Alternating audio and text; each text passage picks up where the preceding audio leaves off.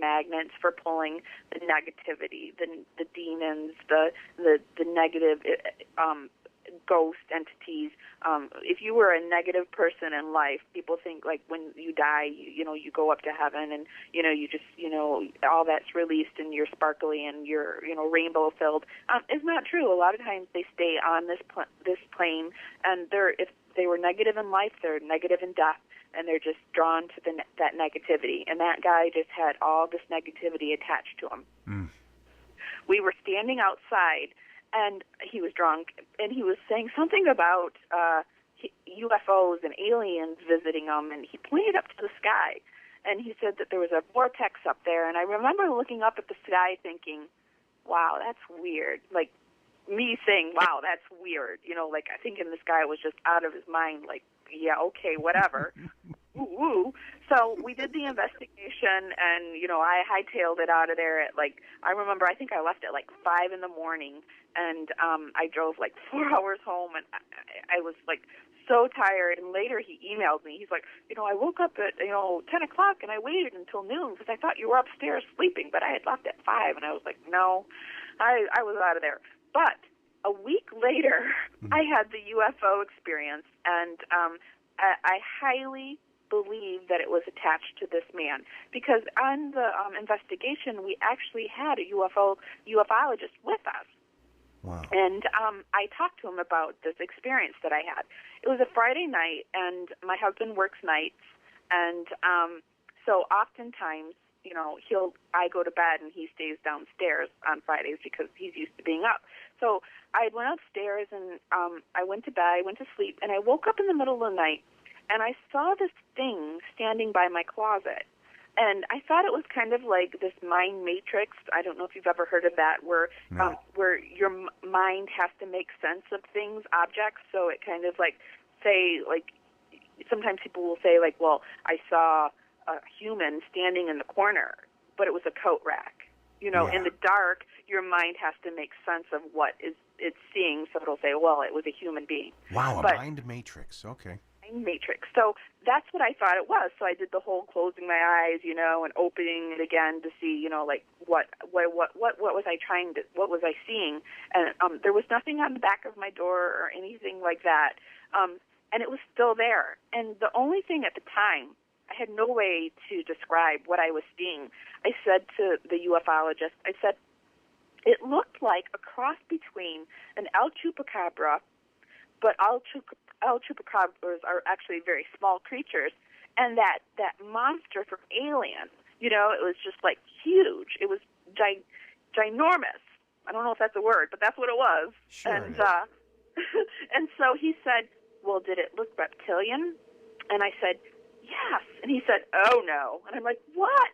He goes, you had a reptilian in your house, and those are the worst kind. I'm like, why? He's like, well, there's the Greys, and then there's the reptilians, and the reptilians supposedly are in charge of everything, and they're like the ones that run the whole show, and they're kind of like if you were talking about Star Trek, they're kind of like the Borg, like you like to assimilate, they're heartless. And I was like, oh no, what do I do? And he's like, just put something in your closet, a magnet. And he said, it probably won't, do anything. And not only did I see it there, but when I saw it, I kept looking at it, and finally it went away, and I rolled over, and I turned on the radio, and I heard this thing talking. It was a dialect that I'd never heard before,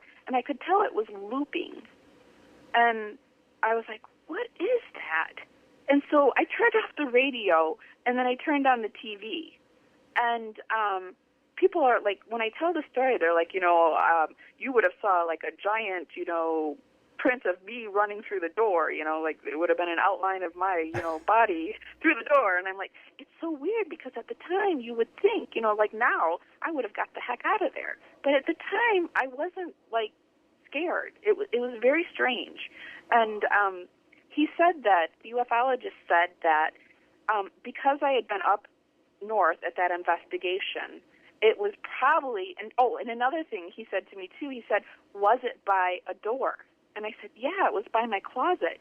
And he said, well, they use those as portals, and that's why he told me to put a magnet in my closet. And he said that it was probably just kind of checking me out because they're doing some kind of work with that guy, and they're wondering what the heck we were doing up there. And so it was kind of like checking me out. And I had spoke to another woman, Elaine Douglas, I believe her name was, and she's from MUFON, and she's like, oh, honey, she said, were you missing time? And I'm like, I don't know. I don't think so. She said, you really need to have a regression done. And I said, listen, Elaine, a hypnotherapy regression. And I'm like, Elaine, there's a lot that I know in this world. And one of them is, I don't want to know. I just don't want to know. That terrifies me to my core to think that I was rendered helpless and it took me somewhere. I said, I can live my whole life not knowing anything about what that reptilian did. I'm just going to go with it, that it was in my room, checking me out. Hey, reptilian dude, I'm never going up to you up there again up north. I'm staying here. You don't have to worry about me. I want nothing more to do with that. Oh. Case closed. Folks, Amy Williamson's UFO experience, and to find out more about Amy, you can go on the website to www.amywilliamsonson.net. Thank you so much, Amy. I hope to speak to you soon. Thanks, Clyde. Bye. So thank you, Amy. That was great. She has such great stories, but they're not stories. They're real. So you can call me right now here at the station, 248-557-1460, or you could call the Spooky Talk phone line 24 hours a day, message machine at 313-633-1599. Now, the Wolfman. I'm here with Wolfman Mac, and the big Comic-Con is this weekend, huh?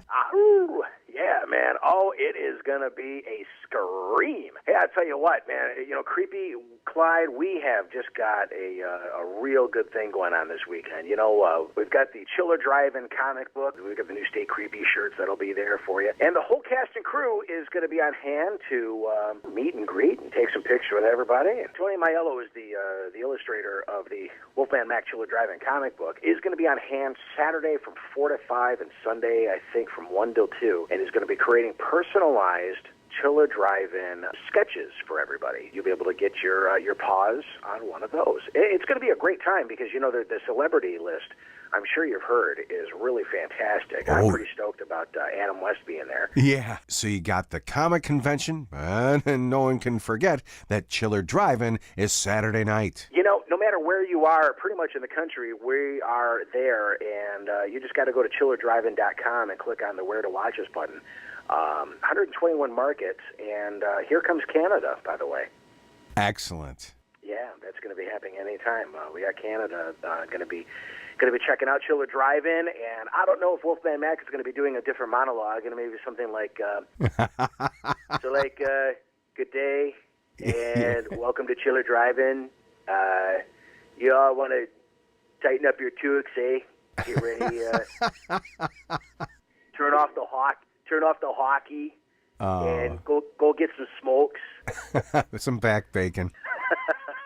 Oh, man. Well, yeah. I can't wait to see you this weekend. We're going to have a great time, man. We'll see you at the Rock Financial Showplace this Friday, Saturday, and Sunday. It's the 14th through